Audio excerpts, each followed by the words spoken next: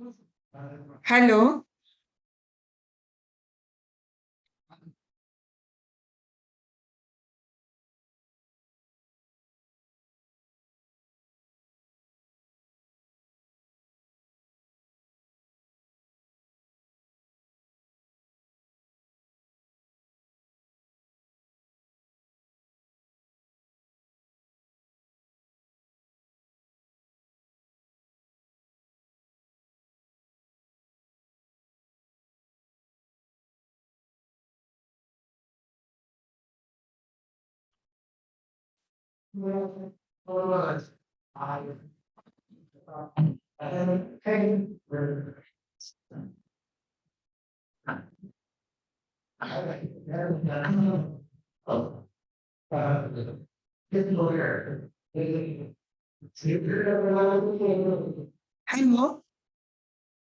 Hello. Hello. Hello. Hello.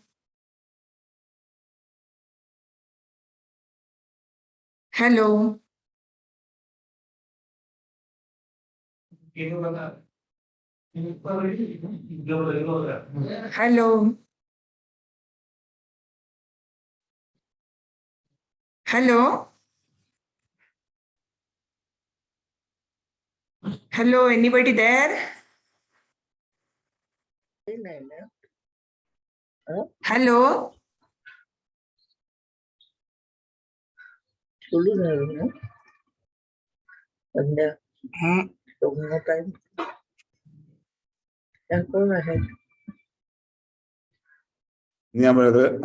Hello. Hello. Yes. Can you hear me? Yes. Yes. We couldn't unmute earlier. That's why we couldn't speak. We hear you. Yeah. Okay. So I'm here, and after a while, I will share my screen.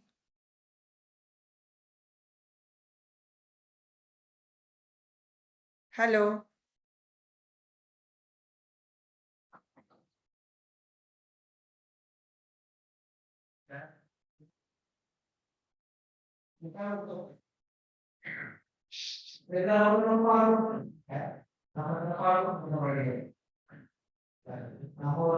Hello, can't hear anybody.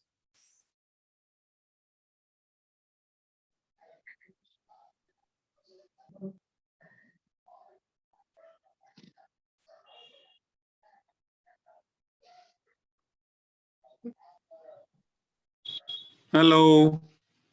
Hello, I'm here. Lily Kiran बोलतोय. Hello. ऐकू येते का?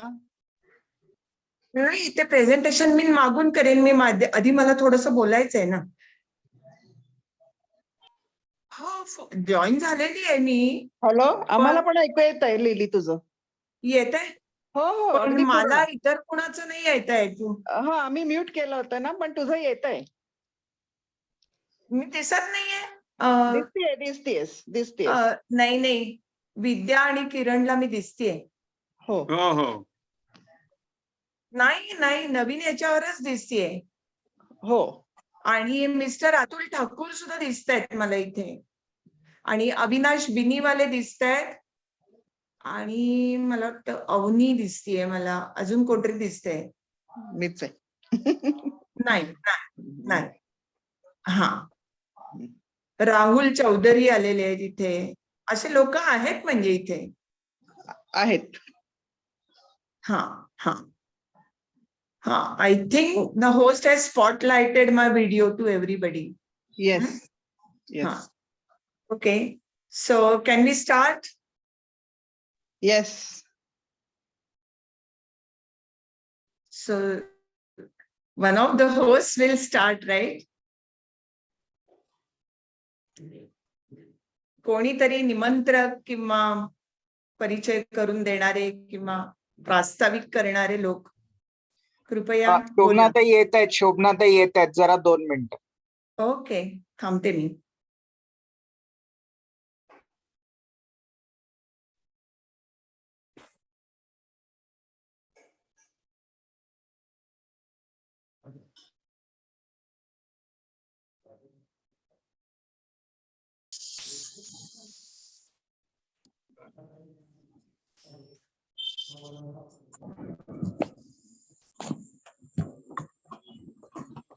आता हेच बघतो ते जमत नाही. ते फक्त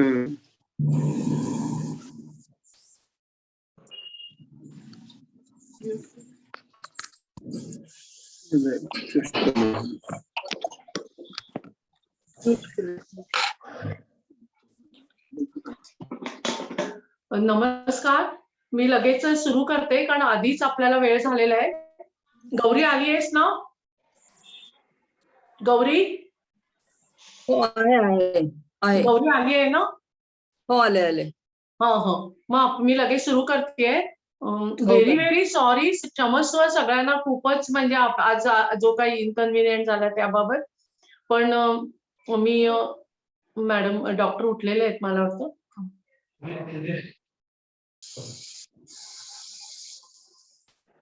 येतील त्या आल्या.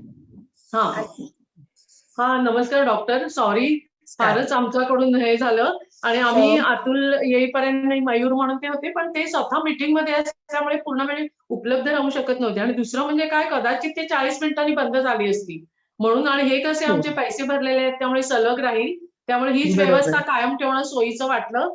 बरोबर. फार व्हेरी व्हेरी सॉरी. मला कुठल्या शब्दात सॉरी म्हणावं समजत मला नाही. फक्त तुमचा चेहरा दिसला तर मला आणखी छान वाटेल. हो. तुम्ही जे कोण बोलत असेल त्यांचा. हो, मी आहे. माझा ओपन केलंय, मला ठेवले मी. ओके. नमस्कार. आजच्या मासिक सभेत मी शोभना तीर्थळी पार्किन्सन मित्र मंडळातर्फे आपल्या सर्वांचं स्वागत करते. आज डॉक्टर लिली जोशी आपल्याकडे व्याख्यान द्यायला आलेले आहेत. आपली ऑफलाईन सभा सुरू असल्यापासून असं वाटत होतं की त्याने आपल्याकडे यावं, पण आज आपली शुभार्थी गौरी इनामदारमुळे हा योग आलेला आहे आणि आम्हाला खूपच आनंद झालेला आहे त्याचा. मी जास्त आता सुरुवातीला वेळ न नमनाला घडाघड तेल न घालता लगेचच मी त्यांचं खूप स्वागत करते. फेसबुक वरून आणि आपल्या झूम वरून उपस्थित असलेले सर्व शुभंकर, शुभार्थी आणि हितचिंतक यांचं स्वागत करते आणि गौरीला डॉक्टरांची ओळख करून देण्याची विनंती करते. पुण्यातील एक प्रतिष्ठित आणि ज्येष्ठ फिजिशियन म्हणून ज्यांचं नाव वैद्यकीय क्षेत्रात अत्यंत आदरानं घेतलं जातं, त्या डॉक्टर लिली जोशी आज आपल्याकडे प्रमुख वक्त्या म्हणून आल्या आहेत. तर त्यांचा थोडक्यात मी परिचय करून देते. त्या अस्सल पुणेकर आहेत. म्हणजे रेणुका स्वरूप शाळेतनं त्यांचं शालेय शिक्षण झालं. त्याच्यानंतर बीजे मेडिकल कॉलेजमधून MBBS आणि MD मेडिसिन या विषयात MD केलं त्यांनी. पण हा परिचय इतर कुठल्याही डॉक्टरांचा सारखा रुटीन होऊ शकतो. पण त्यांचं वेगळं वैशिष्ट्य असं की पुण्यातल्या टिळक महाराष्ट्र विद्यापीठामधून संस्कृत विषयात त्यांनी BA, MA आणि PhD केलंय आणि BA आणि MA ला दोन्ही वेळा त्या संस्कृत विषयात पहिल्या आलेल्या आहेत त्या टिळक महाराष्ट्र विद्यापीठामध्ये. तर एक डॉक्टर स्वतःची कारकीर्द चालू ठेवून, स्वतःची यशस्वी प्रॅक्टिस एकीकडे चालू ठेवून, एकीकडे आपल्या सांसारिक जबाबदाऱ्या सांभाळून, एकीकडे परदेशवाऱ्या करून आणि आसे तू हिमाचल सगळं पालथं घालून आणि शिवाय जगातले जवळजवळ सगळे देश त्यांचे बघून झालेले आहेत. हे सगळं करता करता त्यांनी स्वतःची संस्कृतची आवड जोपासली आणि BA, MA आणि PhD सुद्धा त्याच्यामध्ये केलं. त्याच्यानंतर त्यांनी पेशंटचा अवेअरनेस वाढवण्यासाठी अनेक कार्यशाळा घेतल्या. म्हणजे नॉर्मली आपण बघतो की जे MR लोक असतात, मेडिकल रिप्रेझेंटेटिव्ह, ते डॉक्टरांना खूपशे गिफ्ट देत असतात आणि डॉक्टर त्याच्यावर खुश असतात. पण या एकमेव डॉक्टर मी अशा बघितलेल्या आहेत, गेली 45 वर्ष मी त्यांना ओळखते, मी त्यांची पेशंट आहे, पण त्यांनी आजपर्यंत एकही गिफ्ट कुठल्याही MR कडनं घेतलेली नाहीये. कोणालाही खोटं सर्टिफिकेट सिक लिव्ह साठी दिलेलं नाहीये. अतिशय प्रामाणिक प्रॅक्टिस आणि पेशंटसाठी यशस्वी कार्यशाळा घेतल्यात की पेशंटचा अवेअरनेस वाढावा आणि प्रिव्हेंटिव्ह उपचारांकडे त्यांचं जास्ती पेशंटला अवेअरनेस देण्यामध्ये भर असतो. की वॉक विथ डॉग म्हणून त्यांनी टेकडीवर चालण्याचा उपक्रम घेतलेला होता. नंतर मधुमेहावर किंवा ब्लड प्रेशरवर, थायरॉइडवर अशा वेगवेगळ्या कार्यशाळा घेतल्या. रोग होऊच नाहीये यासाठी जीवनशैली कशी असावी, आहार विहार याच्यातला बदल त्या सुचवतात. नाहीतर आपल्याला सवय असते की मेडिकल डॉक्टरकडे गेलं की एवढी मोठी औषधाची लिस्ट आपण घेऊन येतो आणि ते आयुष्यभर गोळ्या घेत राहतो. त्यांच्या रेडिओ आणि टीव्हीवरही अनेक मुलाखती आणि भाषणं झाली आहेत. परदेशात सुद्धा त्यांच्या तिथल्या रेडिओवर मुलाखत झालेली आहे, अमेरिकेमध्ये सुद्धा. प्रवासाची खूप आवड आहे, प्रवास तर भरपूर केला आहे आणि त्या एक सिद्धहस्त लेखिका आहेत. म्हणजे 12 पुस्तकं आतापर्यंत त्यांनी प्रसिद्ध केली आहेत आणि वेगवेगळ्या विषयांवर त्यांनी पुस्तकं लिहिलेली आहेत. म्हणजे केवळ मेडिकल विषयावर नाही तर प्रवासावर लिहिलेली आहेत. मेडिकल विषयावर तर आहेतच, अनेक छोट्या छोट्या पुस्तिका लिहिल्यात. पण आजची बदलती चाळीशी, आनंदी शरीर आनंदी मन, कोवळ्या आईबाबांसाठी, तुमच्या आमच्या लेकी, मसाईंच्या देशात, पर्यटन एक संजीवनी, महाभारत व्यक्ती आणि संकल्पना, महाभारताला सुद्धा म्हणजे कोणी वंचित राहू शकत नाही महाभारताशिवाय, कथा उर्वशीची, इन द लॉंग रन, हे रनिंग हे स्पोर्ट बद्दल, नंतर कट्ट्यावरच्या गप्पा, प्रतिकार शक्ती कशी वाढवावी, प्राचीन भारताचा उज्ज्वल इतिहास, म्हणजे किती विविध विषयांना त्यांनी स्पर्श केलेला आहे लिहिताना. आणि लवकरच त्यांचं अजून एक नवीन पुस्तक येऊ घातलंय, अमृत शतक म्हणून एक कवी होता, त्याच्या ज्या 100 कविता किंवा श्लोक होते त्याचं त्यांनी मराठी भाषांतर करतायत. हे पुस्तक त्यांचं लवकरच येणार आहे. काउन्सिलर म्हणूनही त्यांनी काम केलंय, आवडीच्या विषयात झोकून देऊन काम करतात. त्यांच्याविषयी बोलण्यात मी अजून अर्धा तासही बोलू शकते, पण आपल्याला आधीच वेळ कमी पडलाय. आज सकाळी रेडिओवर वंदे मातरम लागलं होतं आणि त्यावेळी मला त्यांचं वर्णन असणाऱ्या 2 वैशिष्ट्य फार सापडली, विशेषण, की सुहासिनी आणि सुमधुर भाषिणी, हे वर्णन त्यांना अगदी लागू पडतं आणि आपण त्याचा अनुभव आता घेऊच. आपल्या विषयाला डॉक्टर जोशींनी सुरुवात करावी अशी मी त्यांना विनंती करते. एवढ्या फ्लॉवरी भाषेमध्ये ओळख करून गेली की मी आता त्या अपेक्षांना पुरे पडते की नाही, ही मला प्रश्नच पडलेला आहे. नमस्कार सगळ्यांना. आणि जसं शोभनाताई म्हणाल्या की आधीच खूप उशीर झालेला आहे, त्याच्यामुळे खूप जास्त प्रास्ताविकात वेळ नको घालवायला. तर अगदी सुरुवातीला निमंत्रक गौरी इनामदार आणि आपल्या पार्किन्सन मित्र मंडळाच्या काय म्हणू मी अध्यक्षा, कार्यवाह किंवा पदाधिकारी, या सगळ्यांना मी धन्यवाद देते की आपल्या या मासिक सभेमध्ये मला आज बोलावलं, मला बोलायची संधी दिली. आजवर म्हणजे कालच मी त्यांच्याशी बोलत असताना मला कळालं की गेली 20 वर्ष आपण हे मित्रमंडळ चालवलेलं आहे आणि ते अतिशय ऍक्टिव्ह पद्धतीने चालवलंय. मी हिस्ट्री बघत होते त्याची, तर सगळे आमचे जे मान्यवर असे न्यूरोलॉजिस्ट सहकारी आहेत ते सगळे आपल्या या मासिक सभांना कधी ना कधी हजेरी लावून गेलेत. आणि आपण जे पुस्तक काढलं त्याची प्रस्तावना आमचे आदरणीय ज्येष्ठ सहकारी प्रदीप दिवटे यांनी लिहिली आहे. हे वाचून तर ऐकून तर मला फारच आनंद झाला आणि मला आता कधी मी ते वाचते पुस्तक असं झालेलं आहे. तर एकंदरीत इतकं कार्य तुम्ही करता आहात की तुम्हाला आजवर या ऑडियन्समध्ये पार्किन्सनचे पेशंट्स आहेत आणि ज्याला केअर गिव्हर म्हणतात असे शुभंकर, असे शब्द तुम्ही वापरता, असेही सगळे आहेत आणि या सगळ्यांना आता पार्किन्सनची भरपूर माहिती झालेली आहे. आज मी जो विषय बोलणार आहे तो आता आपण ऐकलंच की मी फिजिशियन आहे, मी न्यूरोलॉजिस्ट नाहीये. आणि खरं सांगायचं तर पार्किन्सनचं डायग्नोसिस एका फिजिशियनच्या रूम मध्येच होत असतं किंवा मी म्हणेन की एखादा सतर्क किंवा सावध जनरल प्रॅक्टिशनर सुद्धा याचं पहिलं निदान किंवा पहिली शंका, ज्याला आम्ही इंडेक्स ऑफ सस्पिशन म्हणतो, संशयाची सुई मनामध्ये कायम जागृत पाहिजे की अगदी अर्ली सिम्पटम्स, अर्ली सायन्स अशा दिसायला पाहिजेत आणि मग त्याच्या पुढे पूर्ण तपासणी करून इन्व्हेस्टिगेट करून आपण त्या काही कन्क्लुजनला येतो किंवा त्याच्यानंतर न्यूरोलॉजिस्ट हा आपल्या चित्रामध्ये येतो. तर अशा पद्धतीने बघितलं तर एका फिजिशियनच्या रूम मधून किंवा फिजिशियनच्या लेन्स मधून पार्किन्सन कसा दिसतो हे मी आज थोडंसं सांगणार आहे. आणि या माझ्या बोलण्याला सुरुवात करण्याआधी मी एका वैदिक मंत्राने सुरुवात करते, जो मंत्र पार्किन्सन्सला रिलेव्हंट आहे असं मला वाटतं. 2च ओळी सांगतेय, आपल्या सगळ्यांना माहिती असलेलाच तो मंत्र आहे.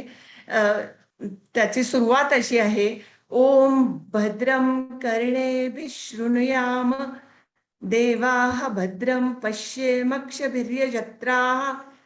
हे आपल्याला येतंय. याचा अर्थ असा आहे की देवांना प्रार्थना केली आहे की आम्ही कानाने चांगले ऐकावे. आता आपली संकल्पना आहे की 100 वर्ष जगायचं, जीवेत शरदशतम. आणि आज मॉडर्न मेडिसिनमुळे, प्रिव्हेंटिव्ह मेडिसिनमुळे, बेटर न्यूट्रिशनमुळे आपल्याला माहिती आहे की माणसाची जीवन यात्रा वाढत चालली आहे, लॉन्जेव्हिटी वाढत चालली आहे. पण आपल्याला फक्त इयर्स वाढवायची नाही, त्याची वर्ष नाही वाढवायची, तर त्याची क्वालिटी पण वाढवली पाहिजे. आणि म्हणून हा वैदिक मंत्र सुद्धा कसा रिलेव्हंट आहे हे पहा, की आपले कान धड पाहिजे, चांगलं ऐकायला पाहिजे कानांनी. भद्रम कर्णेभिः शृणुयाम, भद्रम देवाः अक्षभिर्यजत्राः पश्येम. म्हणजे डोळ्यांनी चांगलं दिसलं पाहिजे. आणि पुढची ओळ जास्त महत्वाची आहे, स्थिरैरंगैस्तुष्टुवांसस्तनूभिः. स्थिरैहि अंगैहि, आमची इंद्रिय स्थिर पाहिजेत, हलणारी नकोत. तर आपण जर हे आठवलं की पारंपरिक भाषेमध्ये पार्किन्सन्सला कंपवात असं म्हणतात, की हातपाय कापतात. आता माझा असं दावा मुळीच नाहीये की वैदिक मंत्र रचले गेले तेव्हा त्यांना माहित होतं पार्किन्सन्स वगैरे, असं मी म्हणत नाही. पण इंद्रिय ही स्थिर असली पाहिजे, म्हणजेच आपला त्याच्यावर कंट्रोल असला पाहिजे, ही कल्पना त्यांना होती. स्थिरैहि अंगैहि तुष्टुवांसस्तनूभिः, आमची शरीर संतुष्ट असावीत. म्हणजे काय, शारीरिक व्याधी कोणत्याही नसाव्यात. व्यशेम देवहितम यदायु, म्हणजे देवानी दिलेलं आयुष्य आम्ही राहू. कसे राहू, कान चांगले आहेत, डोळे चांगले आहेत, इंद्रिय स्थिर आहेत आणि आपलं शरीर संतुष्ट आहे, तक्रारखोर नाही आहे. मला वाटतं ही प्रार्थना अतिशय पार्किन्सन्सला उपयुक्त अशी ठरेल. आणि आता मी थोडंसं काही स्लाइड शेअर करते इथे. शेअर स्क्रीनची मला परवानगी लागेल आपल्याला. दिली आहे तुम्हाला, पोस्ट केलंय मॅडम. हा, आलं, मला वाटतं आलं का? दिसतंय तुम्हाला? हो, दिसतंय दिसतंय दिसतंय दिसतंय. दिसतंय दिसतंय. Okay okay. आणि मलाही तुम्ही दिसताय. तर एक सेकंड ना.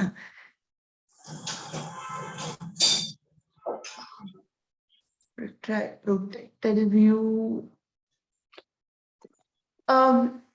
तिथे टेक्निकल सपोर्ट जो कोणी असेल तर मला सांगू शकेल का की डाव्या बाजूची छोटी थंबनेल स्लाइड्स घालवायचे आहेत आणि मला फुल स्क्रीन करायचंय. हा, स्लाइड शो करते. स्लाइड शो करा. Yes, slide show. येस. आणि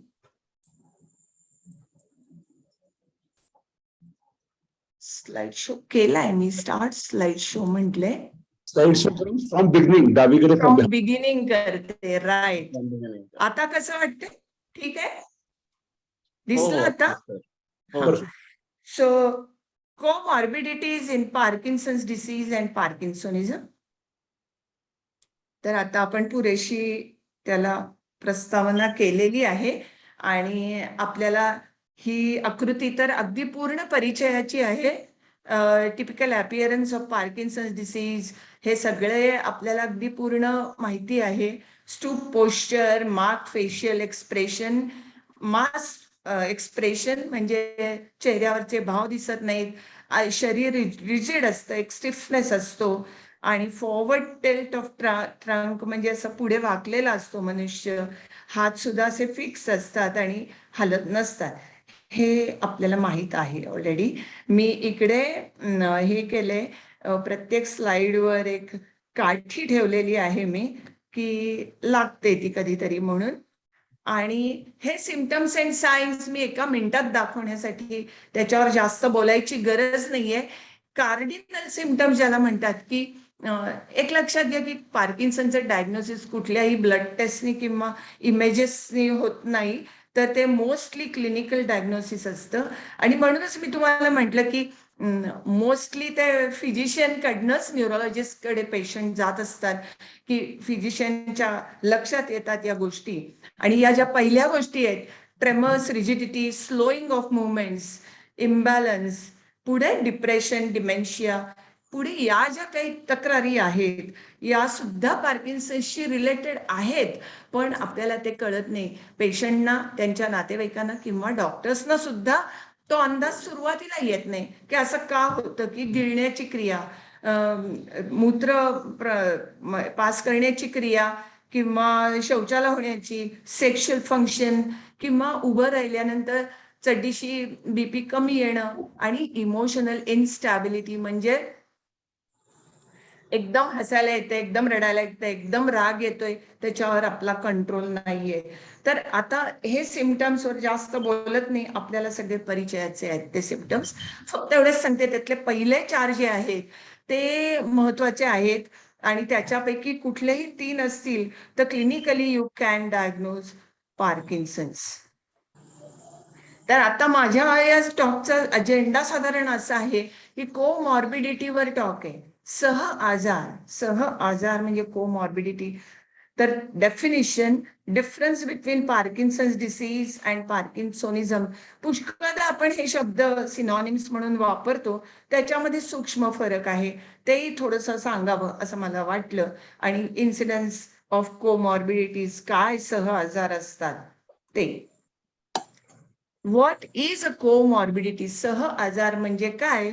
अशी एक डिसीज कंडिशन की जी पार्किन्सन्स डिसीज बरोबर आहे किंवा पूर्वीपासून आहे किंवा पार्किन्सन्स चालू असतानाच ती नव्याने डेव्हलप झालेली आहे.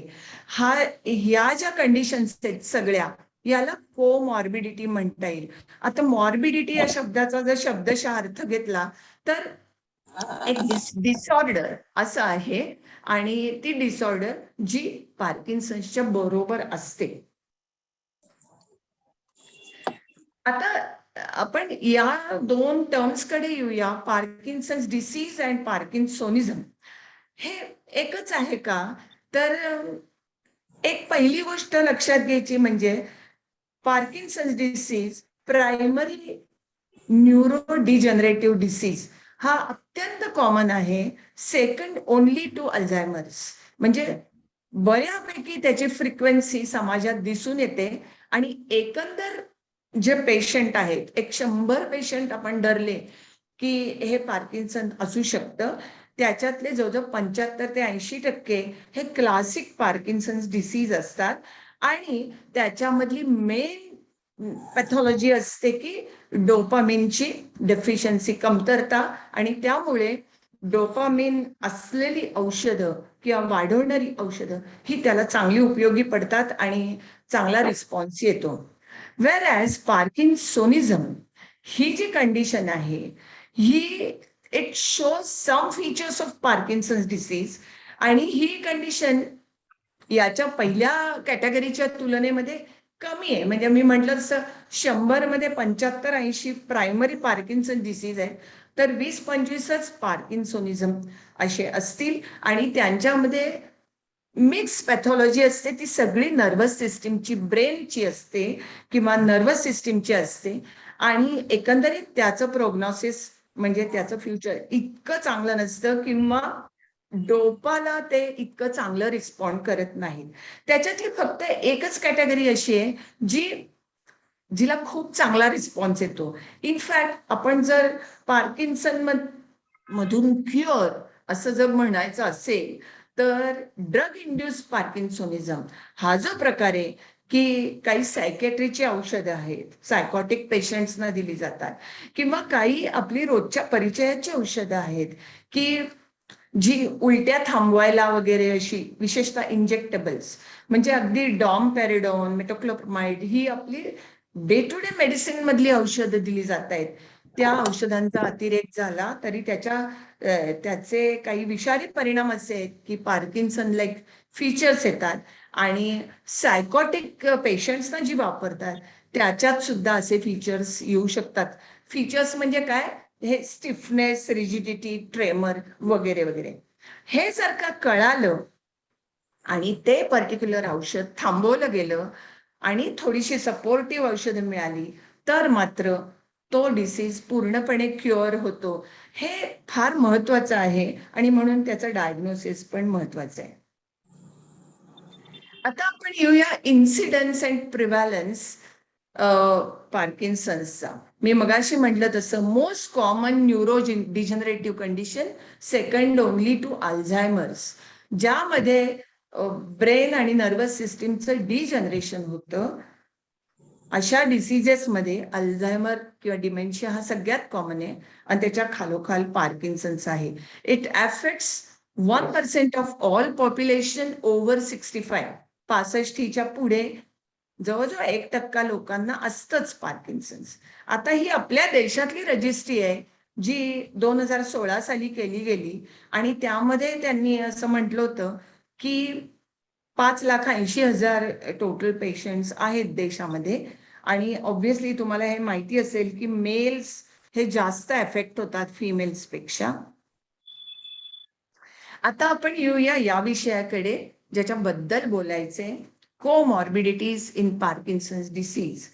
तर आता जनरली आपण जर बघितलं समाजामध्ये, ज्याला आपण लाईफस्टाईल डिसीजेस आजकाल म्हणतो, की चुकीच्या जीवनशैलीमुळे होणारे आजार, आणि जे आजार जनरली फिजिशियन्स रूम मध्ये येऊन लँड होतात असेच हे सगळे आजार आहेत, की hypertension, diabetes, strokes, heart disease हे अर्थात त्याच्याशी रिलेटेडच. हाय ब्लड प्रेशर, उच्च रक्तदाब, मधुमेह, मेंदूचे अटॅक, हृदयाचे अटॅक, आर्थरायटिस, आर्थ्राल्जिया. तर हे आपल्याला सगळे परिचयाचे प्रकार आहेत आणि या प्रकारासाठी लोक जातच असतात आपापल्या डॉक्टरकडे आणि त्याच वेळेला ते पार्किन्सनचे फीचरही दाखवत असतात. आणि हे जर डॉक्टरच्या लक्षात आलं तर मग त्याच्या पुढे डायग्नोसिस, पुढे ट्रीटमेंट असं होत असतं. मी हे सांगू इच्छिते की सध्या मेडिकल इन्फॉर्मेशनचा जितका असा प्रसार होतोय सर्वत्र, त्यामुळे सर्वसाधारण पेशंट पॉप्युलेशन मध्ये सुद्धा चांगल्यापैकी सतर्कता आलेली आहे. म्हणजे पुष्कळदा मी हे ऐकलंय की एखादी नवरा बायको येऊन बसतात आणि बायको म्हणते की डॉक्टर यांना बघावं जरा की पार्किन्सन असेल का. म्हटलं असं का म्हणताय तुम्ही. तर ते असे बसले ना खुर्चीत की त्यांचा पाय असा हलत असतो उगीच. आणि मी त्यांना म्हणते की काय चाळा लागलाय तुम्हाला, पाय कशाला हलवता. तर ते म्हणतात अगं आपोआप हलतोय तो, मी हलवत नाहीये. तर म्हणजे हे काही काळापूर्वी हे कुणाच्याच लक्षात नसतं आलं की हे फीचर काहीतरी वेगळं आहे. किंवा खूपच चेंगटपणा करतायत, आवरायला किती वेळ हा, की स्लोईंग ऑफ मुवमेंट्स, याच्यावरून सुद्धा हळूहळू पेशंट किंवा पेशंटचे नातेवाईक किंवा एकंदर समाज हा हळूहळू सतर्क व्हायला लागलेला आहे. एक गोष्ट सांगते, ज्या गोष्टी सांगतेय मी त्या ऍक्च्युअली केस स्टडीज आहेत, त्या खऱ्या खऱ्या पेशंट्सच्याच गोष्टी आहेत.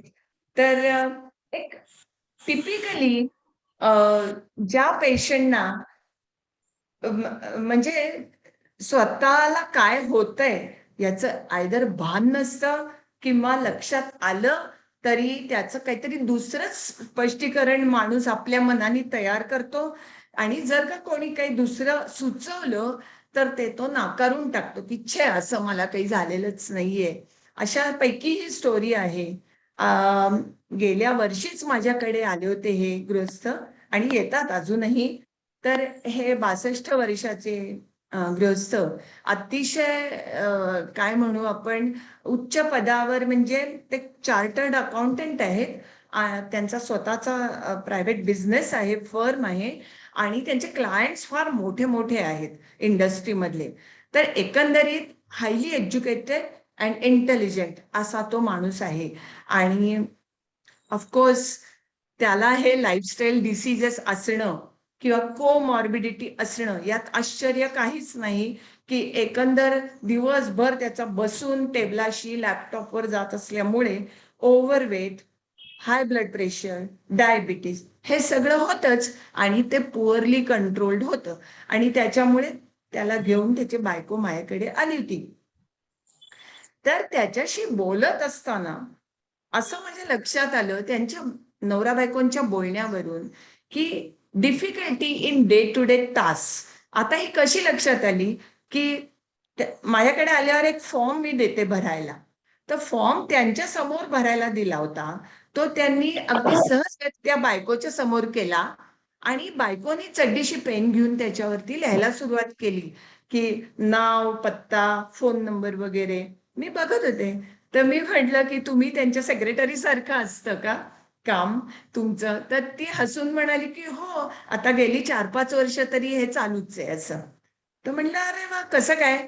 तेव्हा ते असं नुसतं किंचित स्मित करून म्हणाले की अहो, माझं अक्षरच बिघडायला लागलंय दिवसेंदिवस, मग काय करणार? म्हणून मी तिला सांगतो लिहायला. म्हटलं मग तुम्ही आता लॅपटॉपवर काम करत असता ते कसं काय जमतं? तर ते म्हणे टायपिंग करायला जमतंय, पण पेन हातात घेऊन लिहायला काही जमत नाहीये. म्हणजे ही एक गोष्ट. मग मी त्यांच्या हातात पेन दिलं, मी त्यांच्याकडनं लिहून घेतलं. खरोखरच अक्षर असं इतकं बारीक, इलेजिबल आणि अगदी बारीक बारीक होत जाते पुढे, असं होतं. मग त्यांना विचारलं की बँकेत वगैरे कसं करता तुम्ही? हा, मी ते 4 वर्षापूर्वीच माझं फिंगरप्रिंट सुद्धा करून घेतलेलं आहे, ॲफिडेव्हिट दिलेलं आहे आणि बँकेत आता फिंगरप्रिंट चालतं. सांगायची गोष्ट अशी आहे की या गृहस्थाला पैशाच्या पाकिटातनं हव्या त्या नोटा काढता येत नाहीत, हातात पेन घेऊन लिहिता येत नाही, ड्रायव्हिंग करता येत नाही आणि हे गेले 4-5 वर्ष चालू आहे आणि तरीही या आपल्या तक्रारीसाठी डॉक्टरना सांगावं, काही हेल्प घ्यावी, असं त्याला वाटलेलंच नाहीये. म्हणजे ते आपल्यामध्ये या त्रुटी आल्या आहेत, पण त्याचं काहीतरी वेगळं एक्सप्लेनेशन असू शकेल, ह्याची त्याला कल्पना नाही. मग मी त्याला चालायला बिलायला लावल्यावर टिपिकल गेट त्याची आली की slow and shuffling, forward bend वगैरे आपल्याला सगळं माहिती आहे. मग पुढे त्यांचं डायग्नोसिस आणि पुढे ट्रीटमेंटही झाली. त्याच्यामध्ये थोडासा फरकही पडला नंतर. आता अजूनही येत आहेत ते आणि तो फरक पडल्यामुळे ही इज हॅपियर ऑल्सो. पण हा शेवटचा मुद्दा जो मी काढलाय की rigidity in mind and body. आता बॉडीमध्ये रिजिडिटी येते पार्किन्सन्स मध्ये, हे आपण सगळे जाणतो. पण माइंड मध्ये सुद्धा रिजिडिटी आहे, ओपननेस नाही मनामध्ये. सगळं ऍक्सेप्ट करावं, जे काय रियालिटी आहे ती स्वीकारावी आणि तिचा सामना करावा, असं यांना सुद्धा वाटलेलं नाही, इतके हायली एज्युकेटेड असूनही. म्हणून मला ही जरा गोष्ट सांगावीशी वाटली. कधी कधी असं होतं, सह आजार, कोमॉर्बिडिटीज हे पार्किन्सन डिसीजचेच कॉम्प्लिकेशन म्हणून येतात. आत्ता मगाशी मी जी पार्किन्सनच्या लक्षणांची यादी दाखवली, त्याचा हेतू फक्त एवढाच होता की जरी तुम्हाला माहित असलं तरी एक समोर आपल्या ती यादी ठेवली की खायला तक्रारी होतात, युरिन पास करताना प्रॉब्लेम होतो, रात्रीच्या वेळेला उठावं लागतं, कम्प्लीट इव्हॅक्युएशन होत नाही, कॉन्स्टिपेशन हे तर आहेच आहे. आता हे लिहिलंय मी इथे, under nutrition due to eating difficulties. याची केस आहे माझ्याकडे, त्याच्याबद्दल सांगते 1-2 मिनिटात. नंतर incomplete evacuation of bladder, urine पुरेशी म्हणजे साफ न झाल्यामुळे युरिनरी ब्लॅडर मध्ये मागे राहते युरिन आणि त्याच्यामुळे युरिनरी इन्फेक्शन सुद्धा होतात, फ्रिक्वेंट युरिनरी ट्रॅक्ट इन्फेक्शन्स. आता हे कॉम्प्लिकेशन आहे, हा एक सह आजारच म्हणावा लागेल, पण it has arisen because of Parkinson feature की इनकम्प्लीट इव्हॅक्युएशन किंवा युरिनेशन डिफिकल्टी. तिसरं इनकॉन्टिनन्स, कधी कधी युरिन होऊन जाते, आपला कंट्रोल राहत नाही, मसल्स वरती आपलं कोऑर्डिनेशन नसतं, ताबा नसतो आणि त्याच्यामुळे कुठे बाहेर जायलाच नको असं एक थोडंसं होऊन जातं. किंवा घरातही कोणी आलं तरी बाहेर जाऊन बसावं, त्यांच्याशी बोलावं असं वाटत नाही. हे सुद्धा एक कोमॉर्बिडिटीच म्हणावी लागेल. आयसोलेशन होतं, त्यामुळे माणूस एलिनिएट होतो. Piles, fissures due to chronic constipation.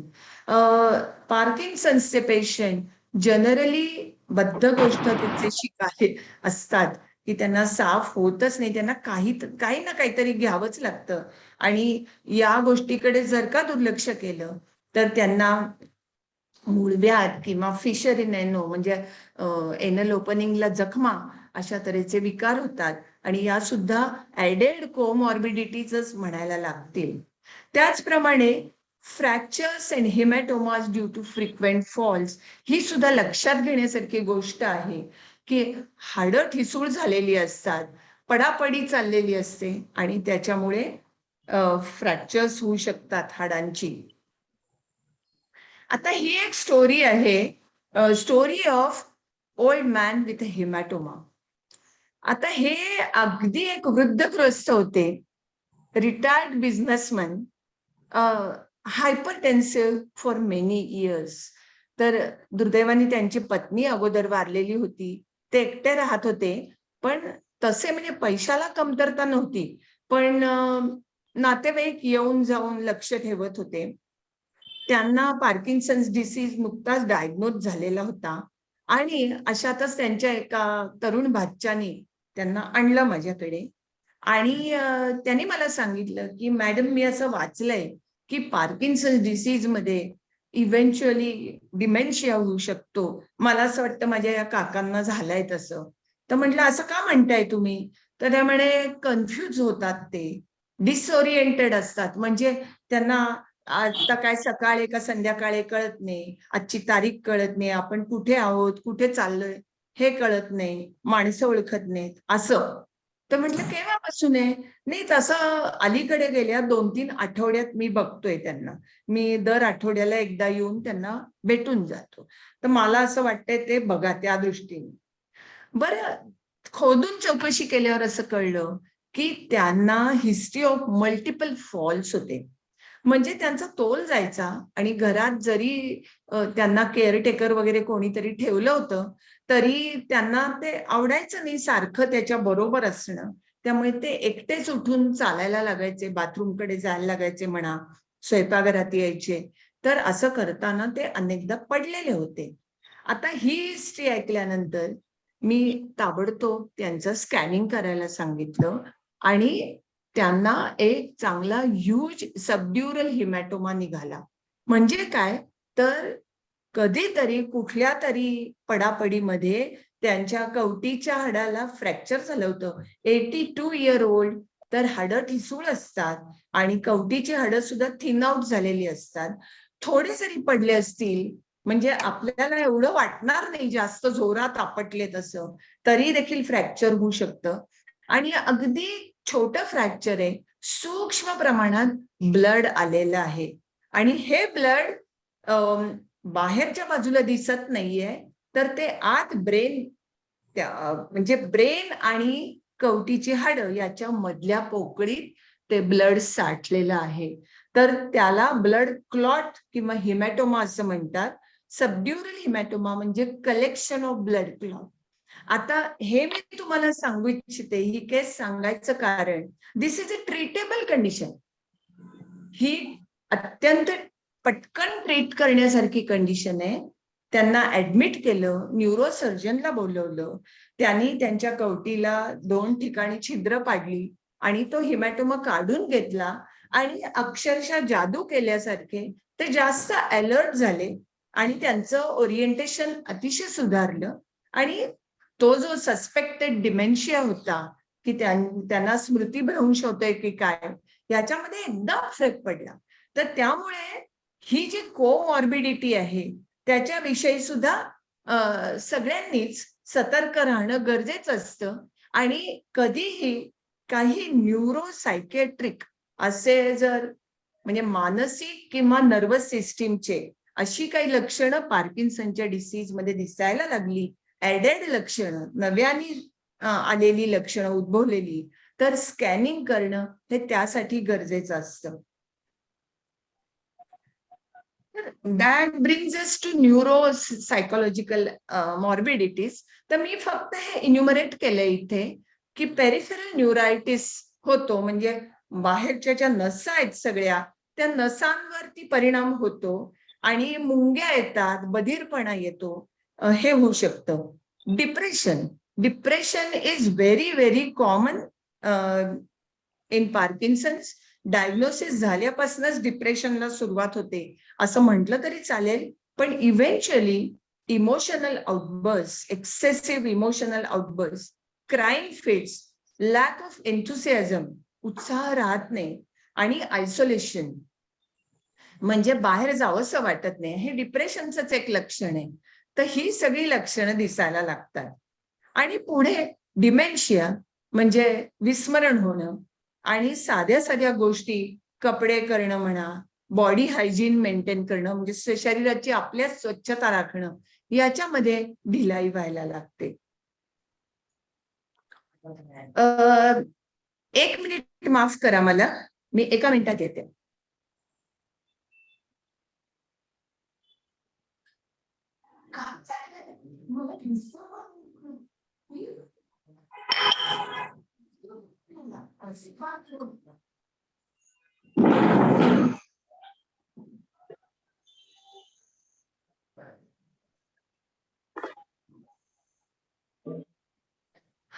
Sorry for this disturbance. तर आता अजून एक स्टोरी सांगणार आहे मी. या बाई माझ्या करिअरच्या अगदी सुरुवातीला मी यांना बघितलं होतं. या पुण्यातल्याच एका नामांकित शाळेतल्या टीचर, म्हणजे मी त्यांना अगोदरपासून ओळखत सुद्धा होते. आता रिटायर झालेल्या 70च्या असतील. त्या इतक्या फ्रेल झाल्या होत्या, म्हणजे वाळून गेल्या होत्या. आणि जेमतेम 58 वर्षाच्या असतानाच त्यांना काहीतरी त्रास व्हायला लागला होता. आणि शाळेमध्ये 60 वर्षाला रिटायरमेंट होती, आणि कदाचित एक्सटेन्शन मिळू शकलं असतं, इतक्या त्या म्हणजे लोकप्रिय पण होत्या, विद्यार्थी प्रिय. परंतु ते सिम्पटम्स आल्यामुळे त्यांनी ती रिटायरमेंट घेतली आणि त्या घरात बसल्या. आणि त्यांचे सिम्पटम्स होते एक्स्ट्रीम चॉम्पिंग ऑफ जॉ and continuous sticking out of tongue, म्हणजे जीभ सारखी बाहेर यायची त्यांची, आणि सारखे हे जबड्याचे स्नायू सारखे असे हलायचे, असं सारखं चालू असायचं. आणि हे इतकं डिस्ट्रेसिंग होतं की त्यांना खाणं पिणं हे मुश्किल झालं होतं. फीडिंग अँड टॉकिंग डिफिकल्टीज, त्यांना बोलायलाही नीट यायचं नाही, कारण शेवटी जीभ आणि गालाचा आतला भाग आणि हे सगळं कोऑर्डिनेटेड ऍक्टिव्हिटी, आणि त्याच्यामुळेच आपण स्पीच आपलं चांगलं होत असतं. तर ह्याच्यामध्ये सुद्धा डिफिकल्टी येत होती. आणि इश्यूज ऑफ इमोशनल कंट्रोल, साहजिकच ही अत्यंत इंटेलिजंट बाई आणि आजवर अतिशय आदराला पात्र झालेली बाई, पण तिची ही अवस्था झाली की त्याच्यामुळे म्हणा, किंवा खुद्द पार्किन्सन डिसीज मुळे म्हणा, इमोशनल कंट्रोल तिचा राहिला नव्हता, आणि 5-5 मिनिटांनी तिला रडू येत असे, आणि इतक्या वेळा ती रडायची की घरचे लोक सुद्धा लक्ष द्यायचे नाहीत फारसे. तर अशी या पेशंटची कथा होती. आता खूप पेशंट जर क्रॉनिक झाले तर काय होतं? 20 वर्षाच्या पुढे पार्किन्सन्सची हिस्ट्री असलेले असेही पेशंट्स खूप आहेत. पार्किन्सन झाला तरी दीर्घायुष्याला काही अडथळा येईलच असं नाही. तर 20 वर्षाच्या पुढे हिस्ट्री असलेले असे पेशंट, त्यांना काय काय व्हायला लागतं? त्यांना ऑटोनॉमिक म्हणजे अनैच्छिक नर्वस सिस्टीमचे सिम्पटम्स जास्त यायला लागतात.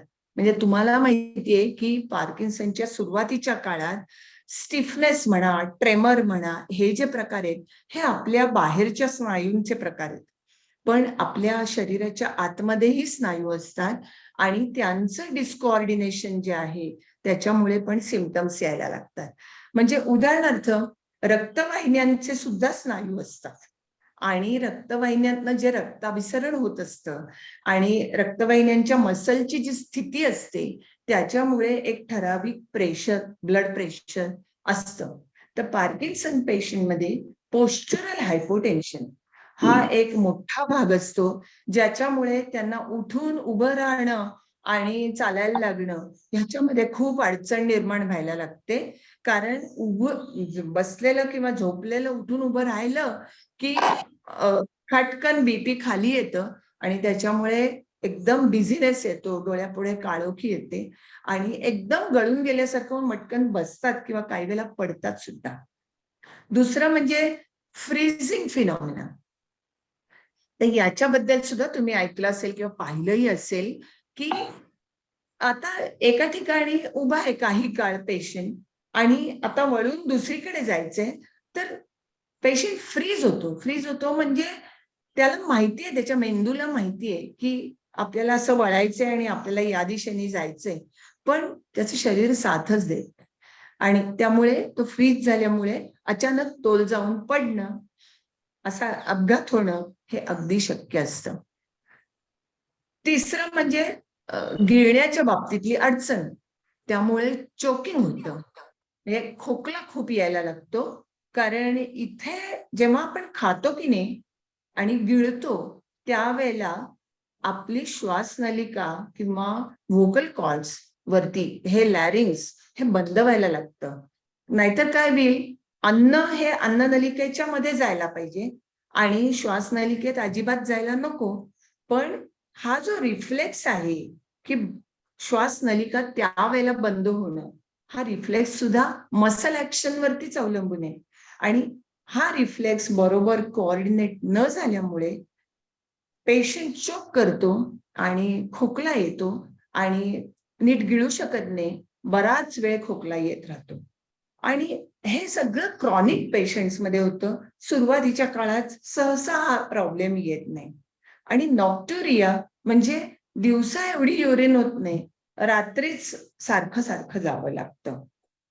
आणि worsening of depression and dementia, म्हणजे डिप्रेशन आणि डिमेन्शिया, नैराश्य आणि स्मृतिभ्रंश हे जरी पार्किन्सनचे फीचर असले तरी ते जितकं क्रॉनिक होईल तितके ते जास्त होऊ शकतात. तर आता एवढं सगळं गंभीर स्वरूपाची माहिती सांगितल्यानंतर मला एक स्टोरीज अशा सांगायच्या आहेत की खरोखर म्हणजे स्फूर्ती घेण्यासारख्या स्टोरीज आहेत आणि पाहण्यात येत ही माणसं. तर ही स्टोरी आहे एका अकम्प्लिश्ड गायकाची. हा एक कोल्हापूरला राहणारा मनुष्य आहे बरं का. असेल 70चा असेल किंवा 75चा असेल. 20 वर्षाच्या अगोदरपासून त्याला पार्किन्सन डिसीज झालेला आहे आणि काही फारसं कुठे जाऊ शकत नाही किंवा काही करू शकत नाही, कारण त्याला अतिशय जोरात व्हायलंट अशा जर्की इन्व्हॉलंटरी मुवमेंट्स होतात. त्याचे हात आणि पाय आणि खांदे सारखे उडत असतात, असे तो कंट्रोल नाही करू शकत. त्याच्यामुळे साहजिकच त्याचं बाहेरचं जाणं वगैरे सगळं जवळपास थांबलेलं आहे आणि दैनंदिन कार्य त्याची बरीचशी डिफिकल्ट होत चाललेली आहे. पण सुदैवाने असं झालं, ईश्वराला काहीतरी वाटलं, हा मनुष्य गायकी त्याची चांगली होती, त्याला गायनाची आवडही होती, त्याचा आवाजही होता, त्याने ट्रेनिंग पण घेतलं होतं. तर लॅरिंग्स मधनं फोनेशन म्हणजे साऊंड प्रोडक्शन, बोलणं आणि सिंगिंग हे त्याची जी फंक्शन्स आहेत ती शाबूत होती. मग त्याने काय केलं, तिकडेच जास्त लक्ष दिलं. त्याने तीच प्रॅक्टिस ठेवली आणि त्यांनी त्याच्यातच करिअर करायचं ठरवलं आणि गेले 10 ते 15 वर्ष तो गाणी गातो, तो रेकॉर्ड्स करतो, तो म्युझिकच्या ट्युशन्स घेतो, तो पब्लिक परफॉर्मन्स करतो. गंमत म्हणजे तो पब्लिक मध्ये बसलेला असताना आणि गात असताना ते अशा ज्या मुवमेंट्स आहेत त्या होत नाही किंवा झाल्या तरी खूप कमी होत आहेत. आणि आता त्याचा वाढदिवस आहे ड्यू, तर त्यांनी आपल्या विद्यार्थ्यांना घेऊन एक ऑल डे म्युझिक वर्कशॉप ठेवलेलं आहे. ही गोष्ट सत्य आहे आणि हा पेशंट क्रॉनिक पेशंट आहे आणि ऑब्वियस रिझन्स आहेत की मी ही गोष्ट तुम्हाला सांगते. The issue of polypharmacy. Polypharmacy म्हणजे काय? Multiple drugs at a time. आता तुम्ही आयदर पेशंट आहात किंवा पेशंटचे नातेवाईक आहात आणि तुमच्यासाठी हे अतिशय नेहमीचं ओळखीचं दृश्य आहे की एक प्रिस्क्रिप्शन पानभर प्रिस्क्रिप्शन न्यूरोलॉजिस्टचं असतं आणि एक दुसरं पानभर प्रिस्क्रिप्शन फिजिशियनचं किंवा तुमच्या फॅमिली डॉक्टरचं असतं. तर जवळजवळ आज पार्किन्सन्सच्याच फार्मसीमध्ये सुमारे 8, 9, 10 वेगवेगळी औषधं, वेगवेगळे मॉलिक्युल्स आलेले आहेत. ते आणि आपले डायबिटीज, ब्लड प्रेशर, हार्ट, आणखीन काय स्ट्रोक्स आणि ह्याची सगळी औषधं किंवा युरिनरी इन्कॉन्टिनन्स, कॉन्स्टिपेशन ह्याची औषधं, हे सगळं मिळून इतकी मारामारी होते पोटामध्ये, हाय चान्सेस ऑफ ड्रग इंटरॅक्शन्स आणि त्यामुळे पेशंटला मळमळणं, भूक उडणं, तोंड कोरडं पडणं, हेडेक्स, डिझिनेस, ह्या गोष्टी सगळ्या इंटरॅक्शनमुळे होऊ शकतात. याखेरीज याची सुद्धा तुम्हाला कल्पना असेल, लिव्होडोपा सारखी औषधं अनेक वर्ष घेतली की लिव्होडोपा इंड्यूस डिस्कायनेझिया म्हणजे त्या औषधाचा एक परिणाम म्हणूनच हालचालीत काहीतरी प्रॉब्लेम होणं किंवा वर्तणुकीमध्ये काही प्रॉब्लेम, समस्या निर्माण होणं, या गोष्टी घडतात. आणि म्हणून क्रॉनिक पेशंट्स मध्ये विशेषतः किंवा खूप सारी औषधं चालू असतील तेव्हा it's very important to be alert to adverse reactions mimicking Parkinson symptoms. म्हणजे काय की पेशंटला काही ना काही तक्रारी आहेत, या तक्रारी केवळ डिसीज क्रॉनिक झाल्यामुळे आहेत का काही औषधांच्या ऍक्शन्समुळे आहेत आणि त्यामुळे एक नवीन मॉर्बिडिटी निर्माण झाली, सहआजार निर्माण झाला, हे बघणं सुद्धा गरजेचं असतं. आणि याखेरीज 15-16 प्रकारची जर औषधं डेली झाली तर फेनॉमिनल कॉज म्हणजे औषधांचा खर्च हा खाण्यापिण्याच्या किंवा इतर कुठल्याही गोष्टींच्या खर्चापेक्षा कितीतरी पटीने जास्त होऊ शकतो. तर मग आता कसं काय, म्हणजे याच्यातून मार्ग कसा काढणार आहे? पहिली गोष्ट म्हणजे जरी मी म्हंटल पार्किन्सन्स, अर्थात हे जे मी आता तुम्हाला सांगतेय हे खरं न्यूरोलॉजिस्टच काम आहे आणि ते त्यांच्या ह्यानी करतच असतात बरं का, असं मी म्हणणार नाही. पण केअरफुल सिलेक्शन ऑफ ड्रग्स, पार्किन्सनची जी औषधं आहेत, वेगवेगळे मॉलिक्युल्स आहेत, ते त्या डिसीजची ती कुठली फेज आहे, हिस्ट्री प्रमाणे, पेशंटच्या सिम्पटम्स प्रमाणे कुठली फेज आहे आणि त्याला कुठलं औषध उपयोगी पडणार आहे, हे न्यूरोलॉजिस्ट ठरवतात, केअरफुली सिलेक्ट करतात आणि कमी औषधं देतात आणि एखाद्या स्पेसिफिक समस्येसाठी तेवढंच औषध वापरलं जातं आणि अननेसेसरी औषधांना अगदी म्हणजे आळा घातला पाहिजे. आणि ज्याला म्हणजे आम्ही याला डिसलरेशन असा शब्द वापरतो, जसं ऍक्सलरेशन म्हणजे गाडीचं पेट्रोल वाढवणे, तसं डिसलरेशन म्हणजे औषधं कमी करणे. आणि more emphasis on non medicinal treatments ही जर पहिल्यापासूनच ठेवली तर औषधांचं प्रमाण कमी राहू शकतं. आणि कोमॉर्बिड ज्या कंडिशन्स आहेत, आता आपण ती सगळी यादी बघितली, ती यादी अर्थातच अपुरी आहे. अनेक गोष्टी कोमॉर्बिडिटी म्हणून येऊ शकतात, पण कॉमनेस्ट या आहेत की उच्च रक्तदाब, मधुमेह आणि स्ट्रोक्स आणि हार्ट अटॅक आणि हे सगळे प्रॉब्लेम्स. तर याच्यासाठी अगदी जितकी कमीत कमी शक्य आहे तितकी औषधं वापरायला पाहिजे. तर आता मी तुम्हाला म्हणजे आजवर जेवढ्या पेशंटच्या स्टोरीज सांगितल्या, कुणाचं नाव नव्हतं सांगितलं बरं का, कारण एक खाजगीपणा पाळायच्या दृष्टीने. पण आता मी एका पेशंटचं नाव असं घेणार आहे की ही डझंट माइंड की मी त्याचं नाव तुम्हाला सांगितलं तर, आणि त्यांचं नाव आहे रवी भागवत. तर हे पुस्तक त्यांनी लिहिलं आहे, पार्किन्सन माय फ्रेंड. हा, आणि या पुस्तकात त्यांनी माय फ्रेंड पार्किन्सन म्हणून पुस्तक लिहिलंय. अतिशय छान पुस्तक आहे हे. पुस्तक म्हणजे ते म्हणतात की हे एका पेशंटनी लिहिलेली त्याच्या पार्किन्सनची कथा आहे, हे अजिबात पार्किन्सनचं गाईड वगैरे नाहीये. किंवा याच्यातनं तुम्ही काही औषधं शिकून घ्याल असं नाही आहे. पण त्यांनी पार्किन्सनशी मैत्री कशी केली त्याची ती कथा आहे. 12 वर्ष झाली पार्किन्सन डायग्नोज होऊन आणि तो कसा त्यामध्ये राहिलेला आहे याची ती स्टोरी आहे. 2009 मध्ये डायग्नोज झाला, अजूनही ऍक्टिव्ह लाईफ आहे. थोडी लिमिटेशन्स आहेत. आता त्यांचं वय सुद्धा साधारण 73 ते 75च्या दरम्यान आहे. आता ड्रायव्हिंग करत नाही. बाकी ड्रॉइंगची आवड आहे, ते स्वतः कलाकार आहेत, चित्र अजूनही काढतात, उत्तम चित्र काढतात, उत्तम फोटो काढतात. त्याची पुस्तकं आहेत, त्यांची उत्तम भाषा आहे. या पुस्तकाची केवळ भाषेसाठी सुद्धा वाचण्यासारखं हे पुस्तक आहे. त्याच्यामध्ये एक पॉझिटिव्ह आउटलुक जो आहे ना, तो मला सगळ्यात महत्वाचा वाटला. Acceptance and finding out more. त्यांना जेव्हा डायग्नोज झाले ते पार्किन्सन्स, त्यांनी इतकं त्याची माहिती करून घेतली सगळी आणि त्यांनी ठरवलं की ठीक आहे, आता आपल्याला झालेलं आहे तर याचा सामना केला पाहिजे. म्हणून ही रिसॉर्टेड टू मल्टीप्रॉंग अप्रोच. मल्टीप्रॉंग अप्रोच म्हणजे काय?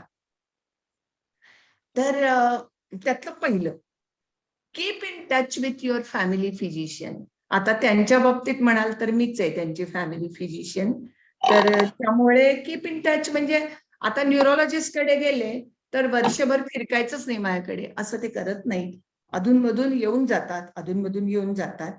न्यूरो फिजिशियन कडे मीच पाठवलेलं आहे त्यांना. Proper diagnosis, line of treatment ही न्यूरो फिजिशियन देऊ शकतो. So take your medication for Parkinson disease as well as comorbidity. अर्थात त्यांनाही ब्लड प्रेशर, डायबिटीज, प्रॉस्टेट हे सगळे प्रॉब्लेम वयानुसार आहेतच सगळे. Urinary problem, constipation problem, asthma आहे त्यांना, म्हणजे सीझनल ब्रॉन्कायटिस आहे, सगळं आहेच आहे. आणि टाइम अँड अगेन त्याची ट्रीटमेंट घ्यावीच लागते. पण त्यांनी डे टू डे रुटीन ठेवलेलं आहे. वर्क, हॉबीज, सोशल इंटरॅक्शन हे सगळं त्यांचं चालू आहे. आणि अनयुज्युअल, अनएक्सपेक्टेड सिम्पटम्स काही आले ताबडतोब ते सांगतात आणि असं सांगावं. That is called multipronged approach. आता this thing is again continued here. तुमचं न्यूट्रिशन, तुमचं हायड्रेशन याच्याकडे दुर्लक्ष करू नका, ते मेंटेन करा. रेग्युलर, हा पुढचा पॉइंट अत्यंत महत्वाचा आहे. तुमची फ्लेक्झिबिलिटी आणि बॅलन्स हे ठेवण्यासाठी regular, consistent, targeted physio exercises. Targeted म्हणजे काय की जनरल कुठल्याही एक्सरसाइज करून फायदा नाही, तर पर्टिक्युलरली तुम्हाला जी जी डिफिकल्टी आहे ना त्याचे एक्सरसाइजेस एक ट्रेन्ड फिजिओथेरपिस्ट तुम्हाला देऊ शकतो. योग आणि मेडिटेशन केलं तर फारच त्याचा फायदा आहे. तुम्हाला माहिती आहे योग हा बेसिकली स्ट्रेचिंग एक्सरसाइज आहे आणि त्यामुळे फ्लेक्झिबिलिटी वाढते.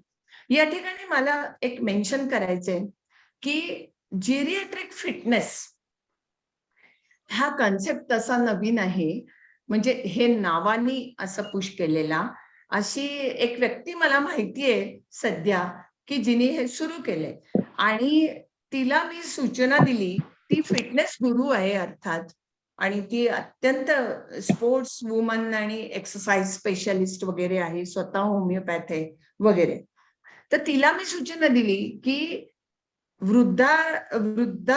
वृद्धापकाळी असं मी म्हणणार होते, पण विशेषतः पार्किन्सन्स मध्ये बॅलन्स आणि इक्विलिब्रियम जाणं हे फार कॉमन आहे. आणि बहुतेक म्हाताऱ्या माणसांची जे अनेक कंडिशन्स आहेत त्या सारखं बॅलन्स गेल्यामुळे, पडल्यामुळे अशा होत असतात. तर म्हाताऱ्या माणसांना जो एक्सरसाइज द्यायचा तो बॅलन्स इम्प्रूव्ह करण्यासाठी स्पेशली डिझाईन केला पाहिजे. तर यावर तिने अगदी चांगली कल्पना आहे म्हणाली, मी ते तसं डिझाईन करणार आहे. तर अशा दृष्टीने टार्गेटेड बॅलन्स इम्प्रूव्हिंग एक्सरसाइजेस असं होऊ शकतं. आणि तुमच्यापैकी कुणाला जर इंटरेस्ट असेल तर नंतर मी तिचा फोन नंबरही तुमच्याशी शेअर करू शकते. तर नंतरचा मुद्दा योग आणि मेडिटेशनचा आहे. मेडिटेशन फार महत्वाचं कशासाठी आहे की मनामध्ये अनेक निगेटिव्ह विचार येतात.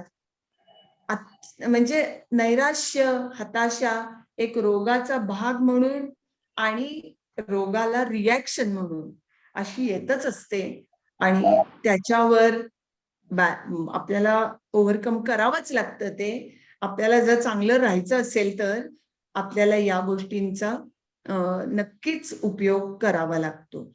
त्यानंतर अगदी रोजच्या जीवनात पाहिलं तर कपडे घालणे आणि काढणे हे सुद्धा एक अवघड काम होऊन बसलेलं असतं आणि त्यामुळे असेच कपडे आपण वापरावे की जे कम्फर्टेबल आहेत आणि घालणं आणि काढणं सोपं आहे, कुणाची मदत न घेता अशा तऱ्हेचे कपडे आता आपण घातले पाहिजेत. आणि पूर्वीचे सगळे जे काय आपला प्रोटोकॉल असेल की ते बटन डाऊन शर्ट वगैरे हे नाही जमणार आहे आता, किंवा लेसचे बूट किंवा पायजम्याला सुद्धा नाडी बांधणे हे जर जमत नसेल तर इलॅस्टिक घालावं. म्हणजे असे कपडे डिझाईन केलेले असावेत की जे कुणाच्या मदतीशिवाय शक्यतो घालता काढता येतील. चालताना वॉकिंग स्टिक, वॉकर किंवा इव्हन व्हीलचेअर कुठे जिथे नेसेसरी असेल तिथे ही वापरायला काही हरकत नाही. त्यात लाजायची काहीही गोष्ट नाहीये. किंवा वेळप्रसंगी हे काहीच नसलं तर आधार घ्यावा, भिंतीला धरावं, फर्निचरला धरावं, पण पडू नये शक्यतो. आणि रेग्युलर बॉडी मसाजेसचा सुद्धा होतो फायदा. आणि आमचे भागवत तर अगदी छातीठोकपणे सांगतात की ते गेले किती वर्ष डायग्नोज झाल्यापासून दर आठवड्याला छान तिळाच्या तेलाने मसाज करतायत आणि ते म्हणतात की त्यांचे स्टिफ मसल्स खूप त्यांना आराम वाटतो त्याचा. तर आता सिन्स त्यांचा हा फर्स्ट हँड एक्सपिरियन्स आहे, मी तुमच्याशी शेअर करते. You are in the company of celebrities असं शेवटी सांगते मी की पु ल देशपांडे, श्रीराम लागू हे फार मोठे लोक होते, फार बुद्धिमान होते, फार त्यांनी कर्तृत्व दाखवलं. म्हणजे जे मोजता येणार नाही असं कर्तृत्व होतं त्यांच्या त्यांच्या क्षेत्रामध्ये. त्यांना सुद्धा या रोगाने सोडलेलं नाहीये. तर मग आपण एवढं हताश निराश व्हायचं काय कारण आहे असाही विचार करायला हवा. George Bush American president, pope John Paul किंवा जगविख्यात कुस्तीगीर मोहम्मद अली. मी नेटवर जाऊन बघितलं सेलिब्रिटीज विथ पार्किन्सन्स डिसीज ही एवढी मोठी यादी आहे. पण तुम्हाला गंमत सांगते की ही दोन नावं पु ल देशपांडे आणि श्रीराम लागू सोडून एकही इंडियन माणसाने आपलं नाव दिलं नाही. याचा अर्थ इंडियन लोकांना म्हणजे त्याच्यात सेलिब्रिटीज नाहीत का किंवा त्यांना होत नाही का पार्किन्सन, असं नाहीये. एक मनोधारणा असते की पाश्चात्य जगात असं मानतात की मी सेलिब्रिटी आहे किंवा होतो, पण आता मला पार्किन्सन झालाय तर मी पब्लिक समोर जाऊन बोलेन की हो मला झाला पार्किन्सन, पण मी त्याचा असा असा सामना करत आहे. आणि जेणेकरून पब्लिकला असं वाटेल की ओ हे करू शकतात तर मी का नाही करू शकत. आणि असे जे एक ऍटिट्यूड आहे ना, ती ऍटिट्यूड महत्वाची आहे आणि म्हणून ते अजिबात लाजत नाहीत. आता पुण्यातले कितीतरी इतर लोकही मला माहिती आहेत की जे समाजात महत्वाच्या स्थानावर आहेत, पण नाही मी त्यांची नावं सांगू शकत आहे तुम्हाला, कारण एक प्रायव्हसी नावाची गोष्ट आहे की ज्याच्यामुळे माझ्यावर बंधन आहे ते. सो कन्क्लूड करायचं तर पार्किन्सन्स हा वयस्कर लोकांना होणारा रोग आहे आणि त्यामुळे जितकं तुम्ही वयाने पुढे पुढे जाता, तुम्हाला माहितीये की आत्तापर्यंत आपली लॉन्जेविटी, इंडियन लॉन्जेविटी सर्वसाधारण सरासरी 67 इयर्स होती, 67 वर्ष. आणि आता परवाच जाहीर झालेल्या सेन्सस प्रमाणे ती 69 झालेली आहे.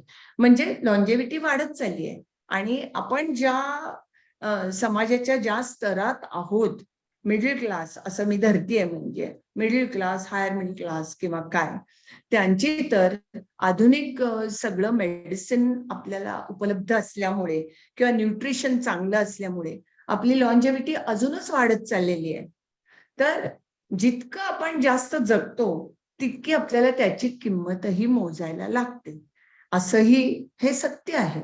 आणि त्यामुळे पार्किन्सन डिसीज ही काही जणांना 1% people over the age of 65 असा जो आकडा आहे, काही जणांना ती किंमत मोजायला लागणार आहे.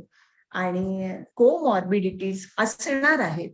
म्हणजे असं होणार नाही की या वयामध्ये इतर काहीच होत नाहीये, काहीच नाही, अगदी 100% माणूस निरोगीच आहे, असं होऊ शकत नाही.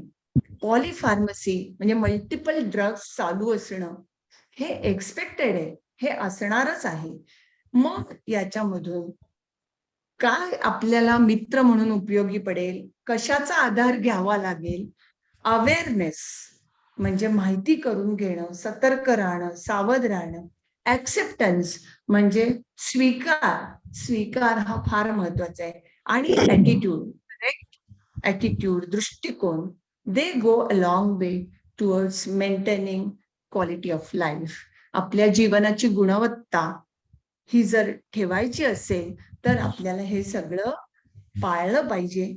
एवढंच सांगून मी आता थांबते. मला माहित नाही, मला त्यांनी 1 तास दिला होता, मी किती बोलले याची पण मला कल्पना नाहीये, पण इथे थांबते. छान बोलला. आणि मला बोलायची संधी दिली याबद्दल परत एकदा आभार. आणि कधी ना कधीतरी आपले जे काही स्मरणिका म्हणा किंवा काल जे पुस्तकांचा उल्लेख झाला ते गौरीकडच्या हाती जरी तुम्ही देऊ शकलात तर मला आवडेल वाचायला ते. ओके, सो नमस्ते. आणि प्रश्नोत्तर चालतील का? प्रश्न विचारले तर चालतील का? फक्त मी रिक्वेस्ट करीन की सह आजाराबद्दलची असावी, म्हणजे डीप ब्रेन स्टिम्युलेशनचा माझा अनुभव असा प्रश्न येऊ नये, कारण मला नाहीये अनुभव तो. चालेल चालेल. So, चालू मग शकते तुम्हाला प्रश्न विचारायचे आहेत का? फक्त एक गोष्ट सांगायची आहे की आमच्या शोभनाताईंनी पण एक पुस्तक लिहिलेलं आहे, त्याचं नाव आहे मित्रा पार्किन्सना. ते पण खूप छान आहे पुस्तक. तुम्ही मगाशी त्यांनी तुमच्या एका पेशंटने लिहिलंय म्हणालात ना? हो हो हो, मगाशी मी दाखवलं ना, माय फ्रेंड पार्किन्सन दाखवलं मी पुस्तक. मराठीमध्ये काय? मराठीमध्ये एक पुस्तक लिहिलंय. हे मराठीत नाही, हे इंग्लिश मध्ये. पार्किन्सन जगूया मैत्रीण. मैत्रीण. चांगलंय, आवडेल मला ते वाचायला.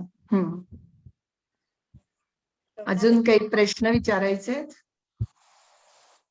आणि तरुण वयात झालं तर काय करायचं? फारच कमी पेशंट आहेत तरुण वयात होणारे, आणि ते मोस्टली पार्किन्सोनिझमचे सुद्धा असू शकतात.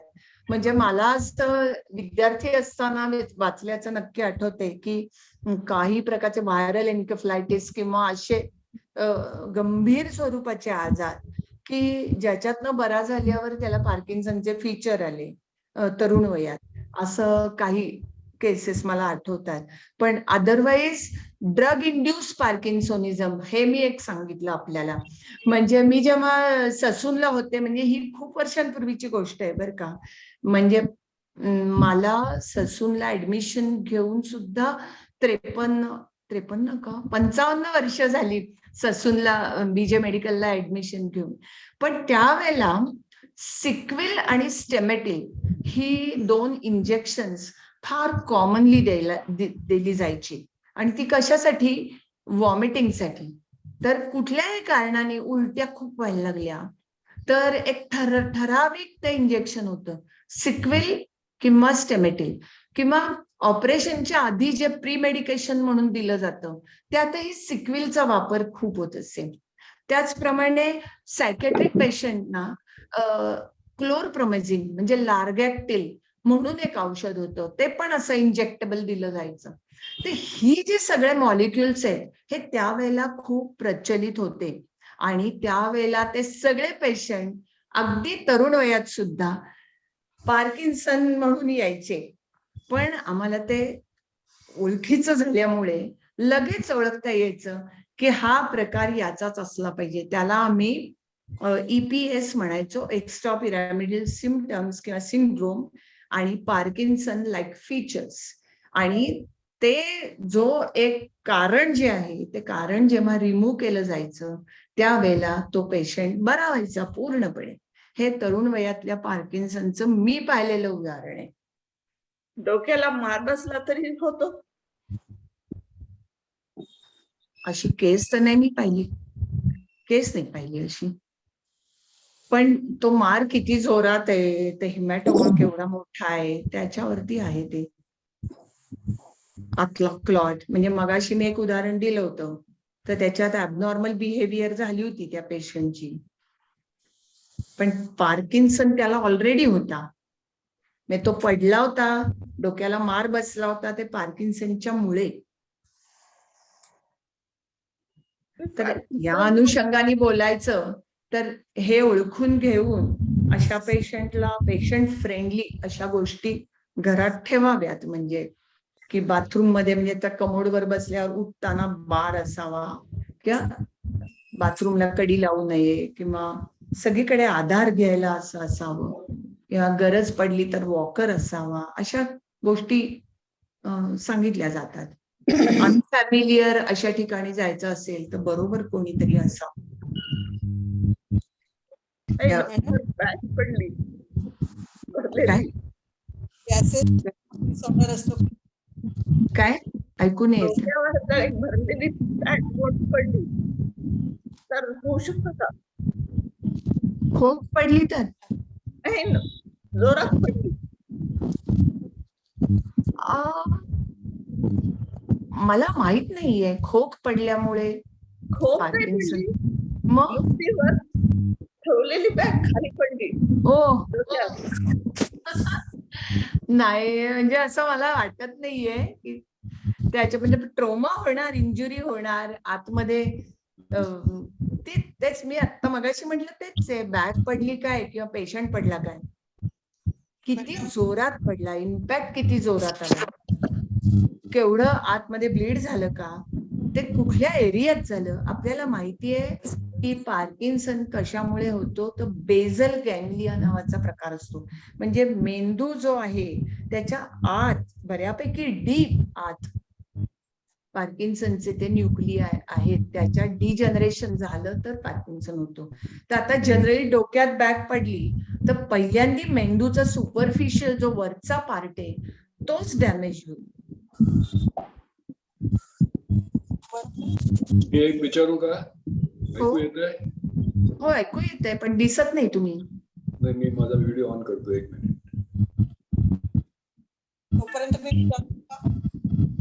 आता दिसतोय का? सगळ्यांनी स्वतःला अनम्यूट करा, दोन्ही व्हिडिओ आणि ऑडिओ.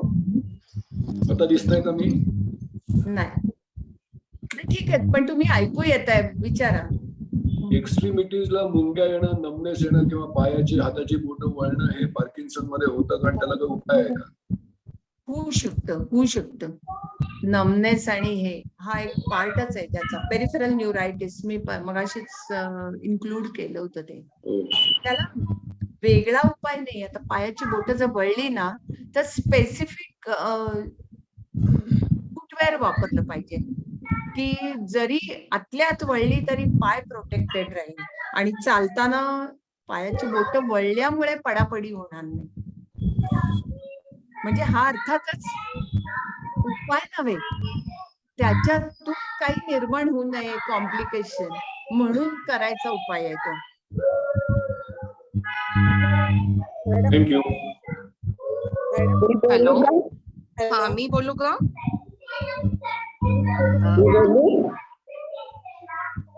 बोला. मनीषा आणि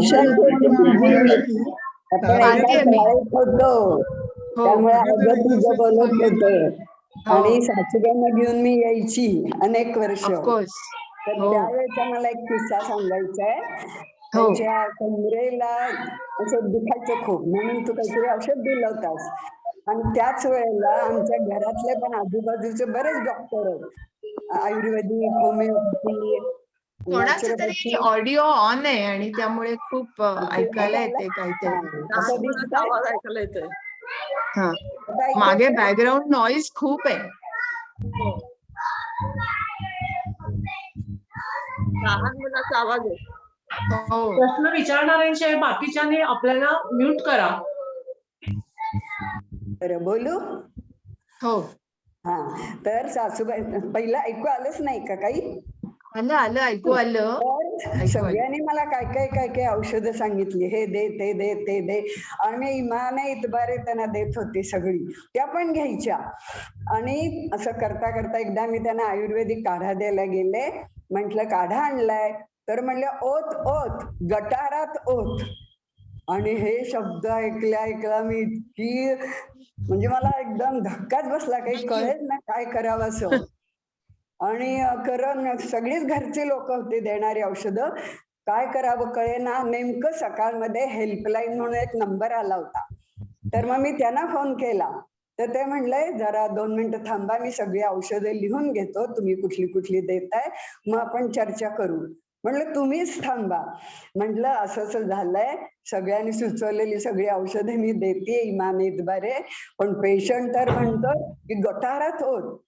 यामुळे म्हटलं अस्वस्थ झाले, काय करावं पेशंट मला कळत कंटाळलाय ना, नाहीये. म्हणजे पॉलीफार्मसीमुळे कंटाळून गेला ना पेशंट, असं झालं. हो, ते आता तुझे सांगितलं मल्टिपल ड्रग्ज वगैरे वगैरे, तर त्यावर मला त्याने काय हो. सांगितलं, हे बघा तुम्ही असं सगळं करताय त्यामुळे होतं काय, कॉस्ट वाढतीये.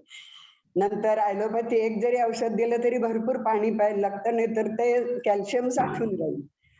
नंतर ह्याची आयुर्वेदिक औषधं द्यायची म्हणजे ते उगाळा आठवा, म्हणजे कष्ट वाढले पेशंटला, प्यायलाही कडू कडू. आणि होमिओपॅथीचे पण काही पथ्य, आणि हे इतकी सतत औषधं म्हणजे पेशंटला वाटेल आपल्याला काय झालंय मोठं काय माहिती. तर म्हणे तुम्ही असं करा, तुमच्या ॲलोपॅथीवर विश्वास आहे का? म्हटलं हो आहे, लिली जोशींचं औषध पण आहे आणि दोन्ही आहे. तर म्हणे मग सगळी औषधं बंद करा आणि फक्त ॲलोपॅथीचं औषध द्या. तर 2 मिनिटं थांबल्या. म्हणे तुम्हाला पटलं का हो? म्हटलं हो मला पटलं. मी सगळी औषधं बंद केली, कोणालाही सांगितलं नाही, कारण सगळे त्यांचे नातेवाईकच होते. त्याने म्हटलं हो तुमचं देतेय बरं वाटतंय. आणि मग तुझ्या औषधाने पूर्ण त्यांना बरं झाल्यानंतर मी ह्या सगळ्यांना सांगितलं की तुमचं मी कोणाचं दिलंच नाही, फक्त डॉक्टर मी श्वास रोखून ऐकत होते की या कथेचा अंत काय होतोय. आणि पूर्ण बरं झालं. पुढे 4-5 वर्ष जगल्या, मग गेल्या. आणि माझ्या मिस्टरांना पार्किन्सन झालं होत्या, आता झाले जानेवारीतच गेले. हे आपले जस्ट सांगितले. फक्त मला हे मल्टिपल ड्रग्ज, मारामारी, कॉस्ट, हे सगळे मुद्दे झाल्यावर हा किस्सा आठवला आणि एकदा तुला सांगायचंच होतं. थँक्यू. हॅलो, सो मी झालं. बोलू का? हा, एक जस्ट. माझं नाव दीपा होनपे. खूप छान बोललात तुम्ही. 2 पॉइंट्स मुख्य म्हणजे मला आवडले किंवा थोडं त्यातनं नवीन काही कळलं असं वाटलं. एकतर टार्गेटेड फिजिओ एक्सरसाइजेस बद्दल तुम्ही बोललात.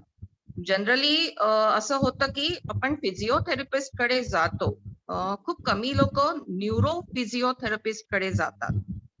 आणि टार्गेटेडचा जो खरा अर्थ आहे की जिथे प्रॉब्लेम आहे त्या मसल्सना तो व्यायाम झाला पाहिजे.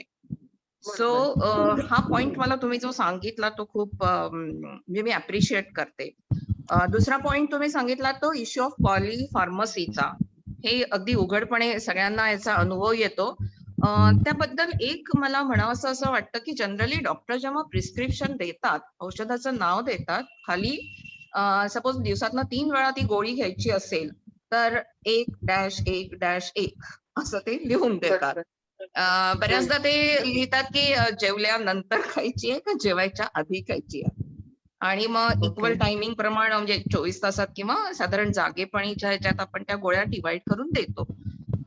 कधी कधी असं वाटतं की आपण जे फूड खातो, जेवल्यानंतर जर एखादी गोळी खायची असेल तर त्यावेळेला फूड मध्ये काय असावं काय नसावं, असं काही औषधांच्या बाबतीत आहे असं मी ऐकलं की प्रोटीन, हाय प्रोटीन असलेलं फूड या गोळीच्या आधी किंवा नंतर लगेच खाऊ नये. तर ह्याच्याबद्दल मला नाही वाटत असं किती लोकांना सांगितलं जातं. म्हणजे फूड डिटेल्स बद्दल, तुम्ही जे खाताय, जेवण जेवताय किंवा ब्रेकफास्ट खाताय त्याच्यामध्ये हे हवं किंवा मी याचा स्टडी आयर्नच्या बाबतीत केला होता. काय करू शकू. हा पॉइंट असा फारसा विचारात घेतला जात नाही असं केलेला माझं आणि मत. त्यासाठी ना फार्मॅकॉलॉजीचा विचार केला पाहिजे. फार्मॅको कायनेटिक्स आणि फार्मॅको डायनॅमिक्स हे 2 विषय आहेत फार्मॅकॉलॉजीचे. त्याचा विचार केला पाहिजे की what kind of food reacts with what.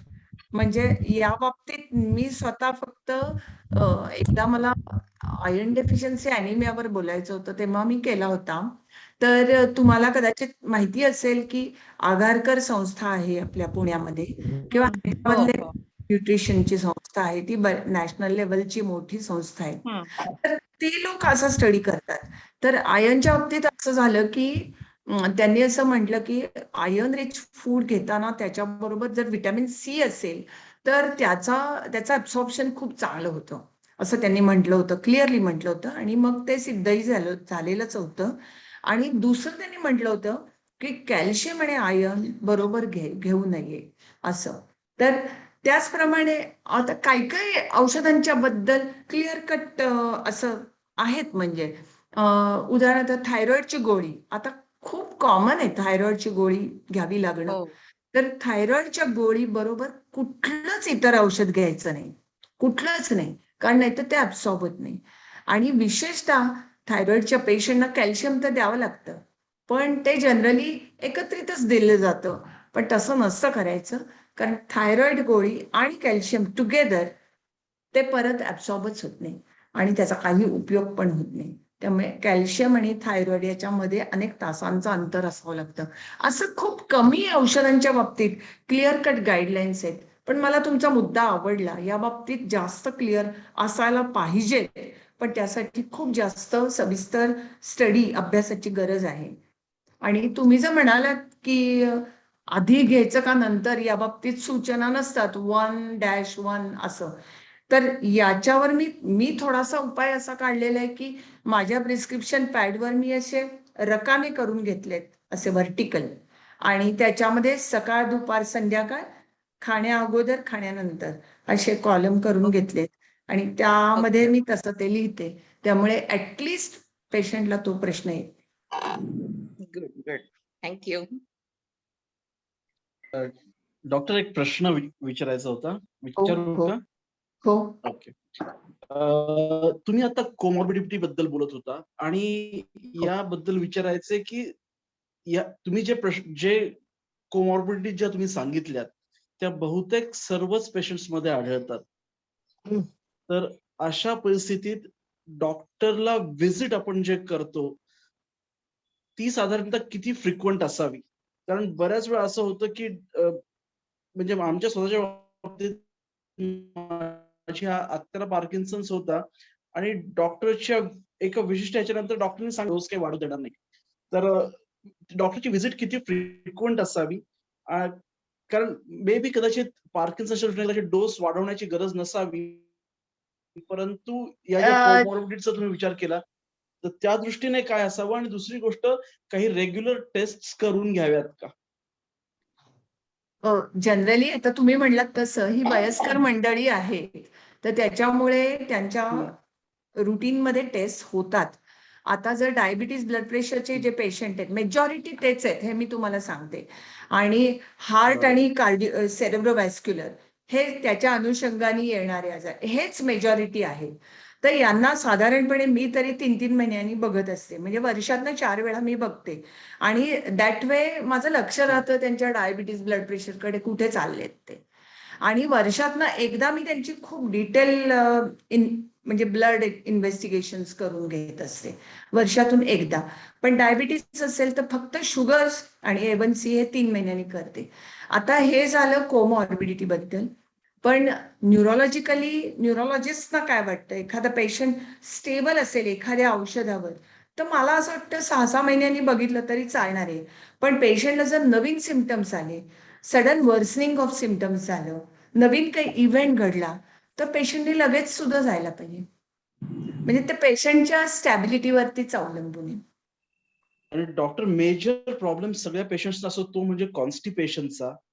तर त्याच्यासाठी काही पथ्य म्हणा किंवा काही खाणं, म्हणजे विशिष्ट खाण्यामध्ये काही ऍड करणं पुष्कळ पथ्य आहेत. औषधं वगैरे असतात का? प्रचंड औषधं आहेत आणि पथ्य सुद्धा खूप आहेत. पण दुर्दैवाने होतं काय, म्हणजे आता हे सगळ्यांनाच कॉमन नॉलेज आहे, की आहारातला फायबर वाढवा, पाणी वाढवा, लॅक्झेटिव्ह अशा आहारातल्या गोष्टी घ्या. म्हणजे उदाहरणार्थ मनुका आहेत किंवा सुके अंजीर आहेत किंवा हळीव आहेत असे. या व्यतिरिक्त इसबगोलाचे अनेक ब्रँड्स किंवा आयुर्वेदात काही दिलेलं असेल ते किंवा काही ॲलोपॅथीची औषधं, कितीतरी प्रकारची औषधं आहेत. आता ही सर्व औषधं पेशंट लोकांना माहीतच असतात आणि ते सगळ्या प्रकार ट्राय करून दमलेले असतात आणि every patient comes to certain conclusion की हे औषध माझ्यासाठी काम करतं आणि त्याप्रमाणे वापरत असतात ते. आता त्याचे डोस सुद्धा कुठे फिक्स आहेत. जो डोस ज्या पेशंटला उपयोगी पडतो तोच त्याचा डोस. म्हणजे आज मला एका पेशंटने सांगितलं, मी 5 चमचे क्रिमॅफिन घेतलं. पार्किन्सन्सचीच पेशंट होती. 5 चमचे क्रिमॅफिन. हो म्हणली, त्याच्यापेक्षा कमी घेतलं तर मला होत नाहीये. मला जोर करावा लागतो. मला काही जोर जमत नाहीये करायला. आणि म्हटलं 4 घेऊन पाहिलं का? नाही, खडा होतो, मला पास करता येत नाही. असं म्हणजे असं पेशंट आपल्या अनुभवाने ठरवत असतात ते. Thank you doctor. थँक्स. मी प्रश्न विचारू का एक? मी एक प्रश्न विचारू? विचारा ना. तळपाय आहेत ना, तळपाय जमिनीवर ठेवले ना की जसं बर्फामध्ये चालतात असा भास होतो आणि ते सहन नाही होत बरं जमिनीवर चालायचं. आणि थायरॉइडच्या गोळी बरोबर पार्किन्सनची गोळी नाही घ्यायची? मिळून नाही घ्यायच्या गोळ्या, हे नक्की आहे. थायरॉइडची गोळी first thing in the morning आणि पार्किन्सनची नंतर. किमान 1.5-2 तासाचं अंतर आहे. 1.5 ते 2 तासाचं अंतर पाहिजे. पण ती 7 वाजता मला घ्यायची सांगितली याची. मग तुम्ही एक काम करू शकता, तुम्ही सकाळचा गजर लावा पहाटेचा, 5 वाजताचा गजर लावून थायरॉइडची गोळी गिळून टाकायची आणि 7 वाजता पार्किन्सनची घ्या. Okay, thank you. आणि हे तळपायाला असं चालायला होत नाही अजिबात जमिनीवर, त्याचं काय करणार? त्यासाठी तुम्ही व्हायटॅमिन सप्लिमेंट्स घेत असालच, न्यूरायटिसची B1, B6, B12 वगैरे. पण पायाला प्रोटेक्ट करणं हेच तुमच्या हातात आहे. मोजे घाला, स्लीपर्स वापरा, जमिनीवरती काहीतरी हे घाला, न घसरणार कार्पेट असं. थांबायचं का आता? बराच वेळ झाला. हो. मी तेच म्हणणार होते की कितीही प्रश्न विचारत राहिले तरी संपणार नाहीये. आता थांबूयात आपण. आणि मी पहिल्यांदा आधी पुन्हा एकदा क्षमा मागते डॉक्टर यांची, आमच्याकडून ती थोडी दिरंगाई झाली. पण एकदा आता सुरू झाल्यानंतर गौरीने म्हटल्यासारखं सुमधुर भाषिणी असं हे त्याचा प्रत्यय आम्हाला आला बरं का सगळ्यांनाच. म्हणजे मला असं वाटलं की डॉक्टरकडे जे पेशंट जात असतील तर ते पाहूनच त्यांना आधी अर्धे बरे होत असतील आणि मग पुढे त्यांचं ज्ञान आहे आणि त्यांचं बारकावे आणि त्यांचं पाळणं या सगळ्यातनं खूपच त्यांना आधार वाटत असेल त्यांचा. हे मला वाटलंच आजच्या भाषणामध्ये त्यांनी. मी खूप त्याच्यातले हे काढले होते पण आता खूप उशीर झाल्यामुळे नाही सांगत. पण पार्किन्सन आणि सहव्याधी ह्याच्याबद्दल आणि एकूणच पार्किन्सन बद्दल वास्तव सांगता त्यांनी ते इतकं रंजक केलं. म्हणजे त्याच्यात केसेस घेतल्या प्रत्यक्ष, त्यामुळे खिळवून ठेवलं की हा असा विषय नाही की खिळवून ठेवावा, असा विषय नसताना सुद्धा आम्हाला सगळ्यांना तुम्ही खिळवून ठेवलं. आता पुन्हा सुद्धा मला वाटतंय की एकदा आपण प्रत्यक्ष आमचं सुरू झालं की भेटूयात. आणि तुम्ही इतका वेळ दिलात, अगदी न कंटाळता सगळ्या प्रश्नांची उत्तरं दिलीत, त्याबाबत खूप आभार मानते. बऱ्याच गोष्टी नवीन समजल्या पण आता उशीर झाल्यामुळे मी आता त्याचं हे नाही करत आहे. आणि अत्यंत मी आभारी आहे. आणि आमच्या सामला ते अमेरिकेहून हजर आहेत बरं का, म्हणजे अध्यक्ष आहेत त्यांचेही आभार मानते. अतुल ठाकूर ते आमचे होस्ट असतात. आज काय गडबड झाली माहिती नाही, आता नंतर समजेल. त्यांचे आभार तर मानतेच. आणि मयूर श्रोत्रिय मधल्या काळात आता ते होत नाही म्हटल्यावर मी त्यांना रिक्वेस्ट केली की तुम्ही जरा देता का. त्यांनी दुसरी लिंक दिली, त्याच्यावर आम्ही ट्राय केलं, सगळेजण आले. त्यांचेही आणि त्यांची मीटिंग सोडून यावी लागली, ते सॉफ्टवेअर इंजिनियर आहेत. त्यांचे आभार मानते. आणि आपण सगळे उपस्थित असलेल्या शुभंकर, शुभार्थी, हितचिंतक सगळ्यांचे आभार मानते. आज थोडी संख्या चांगली होती त्यामुळे बरं वाटलं आणि आता कार्यक्रम संपलेला आहे असं मी जाहीर करते.